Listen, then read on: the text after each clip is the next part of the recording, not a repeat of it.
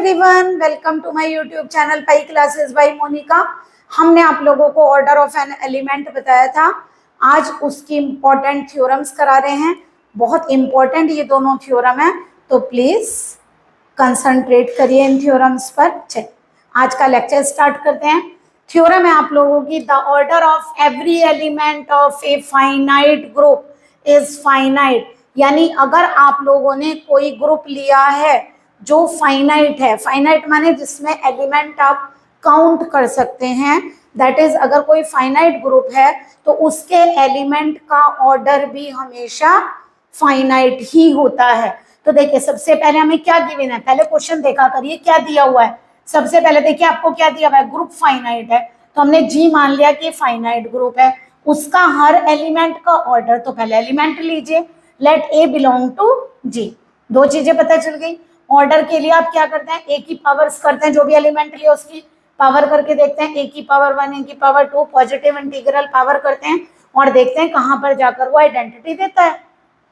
तो हमने क्या किया, we consider all positive integral powers of A. कौन सी पावर ले ली, ए स्क्वायर ए क्यूब ए 4, यानी कि ग्रुप के अंदर हमने मान लिया किस टाइप के एलिमेंट है, ए स्क्वायर ए क्यूब ए 4। अब देखिए हमने तो इट्स ऑन कर दिया। इट्स ऑन का मतलब आप समझ रहे हैं, दैट मीन्स इनफाइनाइट एलिमेंट्स कर दिया हमने। अब ये बताइए आपने जो पावर्स कर दी वो तो इन्फिनेटिव कर दी और ऊपर ग्रुप कैसा माना है, फाइनाइट ग्रुप। ऐसा कैसे पॉसिबल है कि अगर ग्रुप फाइनाइट है तो उसके अंदर एलिमेंट इनफाइनाइट हो जाएंगे। इसका मतलब है कि अगर आप लोगों ने ये इनफाइनाइट एलिमेंट्स लिए हैं तो इसका मतलब इनमें कुछ एलिमेंट रिपीट होंगे और वो सारे के सारे डिफरेंट नहीं होंगे। जैसे मान लीजिए एक काम करिए, आप लोग बोलते हैं आई की पावर 4 की वैल्यू 1 होती है।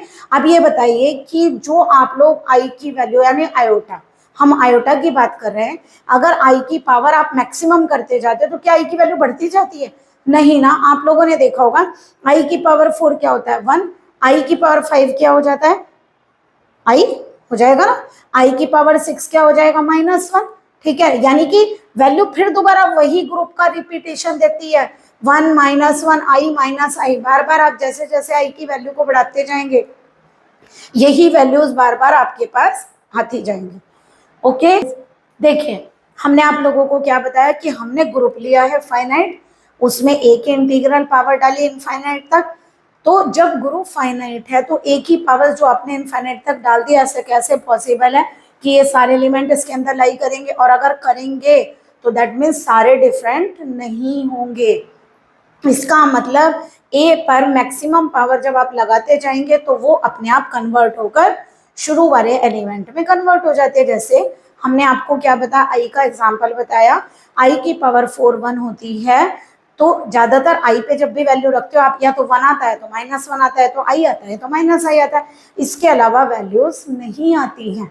तो जैसे जैसे आप वैल्यू को बढ़ाते जाते हैं हर बार यही 4 वैल्यूज आती है। ठीक है, इसी तरह 1 ओमेगा, ओमेगा स्क्वायर का आपने ग्रुप पढ़ाया, आप अगर ओमेगा की वैल्यूज को बढ़ाते जाएं, ओमेगा क्यूब, ओमेगा 4, ओमेगा 5, तो जितने भी एलिमेंट होंगे वो वापस 1 ओमेगा ओमेगा स्क्वायर में आपके कन्वर्ट हो जाएंगे।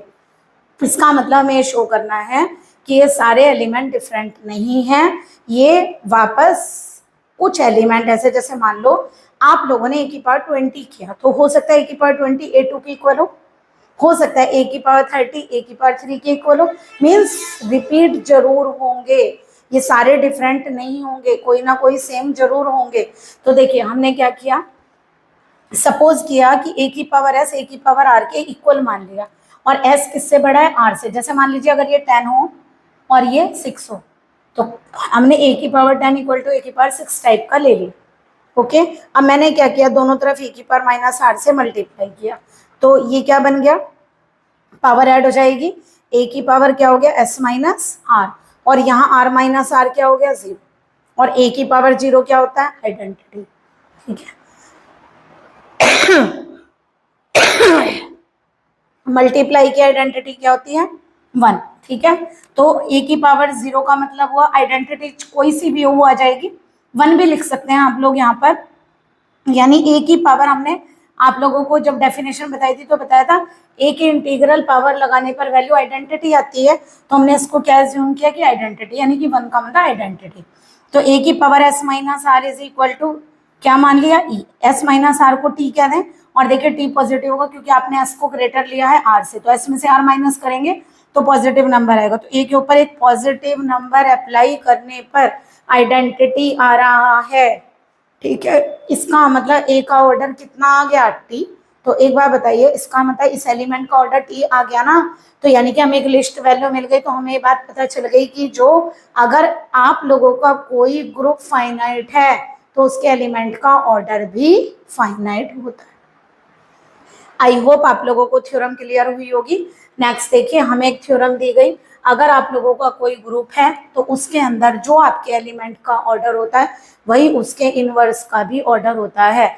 जैसे ओमेगा का इनवर्स ओमेगा स्क्वायर है, तो ओमेगा स्क्वायर और ओमेगा के दोनों के ऑर्डर सेम थे। आपको याद होगा हमने ऑर्डर निकलवाए थे, दोनों के ऑर्डर 3 आए थे। ओके, चलिए फिर दोबारा हमने क्या किया, एक ग्रुप लिया, ग्रुप में एक एलिमेंट ले लिया और हमने मान लिया इसका एक इनवर्स है ए इनवर्स, जो कि ए का इनवर्स है। अब ये बताइए, हमसे कहा गया दोनों के ऑर्डर सेम है, आपको प्रूफ करना है। तो हम एक काम करते हैं, थ्योरम देखकर आप लिखा करिए। तो इसका मतलब ऑर्डर ऑफ ए कितना ले लेते हैं, M, order of A inverse कितना ले लेते हैं, एम, क्योंकि उन्होंने हमसे क्या कहा, इनके ऑर्डर को इक्वल प्रूफ करिए। हम दोनों को डिफरेंट लेकर चल लेते हैं और n को m के इक्वल प्रूफ करके लाएंगे। तो यानी अब बताइए, अगर a का ऑर्डर n है तो a के ऊपर इंटीग्रल पावर n लगाने पर आइडेंटिटी आ जाएगा। a इनवर्स का ऑर्डर m है तो a इनवर्स पर इंटीग्रल पावर m लेने पर आइडेंटिटी आ गया। अब एक काम करते हैं, इसको लेकर चलते हैं। तो देखिए कैसे याद रखना है आप लोगों को, जब आप a वाला एलिमेंट लेंगे तो आप दोनों तरफ इनवर्स ले लीजिए, यानी a से a इनवर्स का ऑर्डर बनाएंगे। तो हमने दोनों तरफ इनवर्स लिया, हमें पता है आइडेंटिटी का इनवर्स आइडेंटिटी ही होता है। इनवर्स अंदर लीजिए, n बाहर लीजिए, क्योंकि आप लोग ये प्रॉपर्टी पढ़ चुके हैं, a की पावर m की पावर n इज a की पावर nm, या फिर a की पावर nm भी हो जाता है। ये प्रॉपर्टी आप पढ़ कर आए हैं। अब ये बताइए, यहाँ देखने से आपको क्या लग रहा है, a इनवर्स के ऊपर अगर n पावर लगाए तो आइडेंटिटी आ गया। अब मुझे एक चीज बताइए, आप सोच रहे होंगे कि मैंने ये क्यों लिखा कि order of a inverse less than equal to n है, या तो n होगा या n से कम होगा। देखिए i की पावर 4 1 होती है, i की पावर 8 भी तो 1 होती है। तो अगर मैं i की पावर 8 लिखूंगी कि i की पावर 8, देखिए अगर आपने लिखा i की पावर 4 हमें पता है 1 होती है, अगर हमने बाई चांस ये वाला ना देके ये दे दिया i की पावर 8, तो क्या आप i का ऑर्डर 8 ले लेंगे? नहीं, आप बोलेंगे जितनी पावर है या तो ऑर्डर वही होगा इसका, और या फिर इससे कम होगा। क्यों? क्योंकि i की पावर 4 है, इसका ऑर्डर कितना है 4, तो यानी कि या तो ऑर्डर इतना होगा या इससे कम होगा, ज्यादा तो नहीं हो सकता कभी भी। ओके, तो हमने लिख दिया, यानी order of A inverse less than equal to n होगा। और ऑर्डर ऑफ ए इनवर्स आपने कितना माना था, m, इसका मतलब m less than equal to n। एक तो ये प्रूफ हो गया। अब एक काम करिए, इसको इससे लेकर चलिए दूसरे वाले से, इनवर्स से। Order of A inverse m है तो ए इनवर्स की पावर m करेंगे तो आइडेंटिटी आएगा। फिर दोबारा वही करिए जैसे यहाँ किया था, m अंदर करिए, इनवर्स बाहर। अब हमें इनवर्स रिमूव करना है, तो यहाँ भी इनवर्स लिया था, यहाँ भी इनवर्स लेंगे, यहाँ इनवर्स लगाने के लिए लिया था, यहाँ रिमूव करने के लिए लेंगे। तो यहाँ हमने दोबारा इनवर्स किया तो हमारा क्या हो गया, इनवर्स से इनवर्स रिमूव हो गया, ए की पावर m आ गया। तो ए की पावर m अगर आइडेंटिटी आ गया, इसका मतलब order of A less than equal to क्या आ गया, m, और ऑर्डर ऑफ ए हमने कितना माना हुआ है, n। तो एक बार m less than equal to n आ गया, एक बार n less than equal to m आ गया। इसका मतलब क्या प्रूफ हो गया कि m इक्वल टू n है।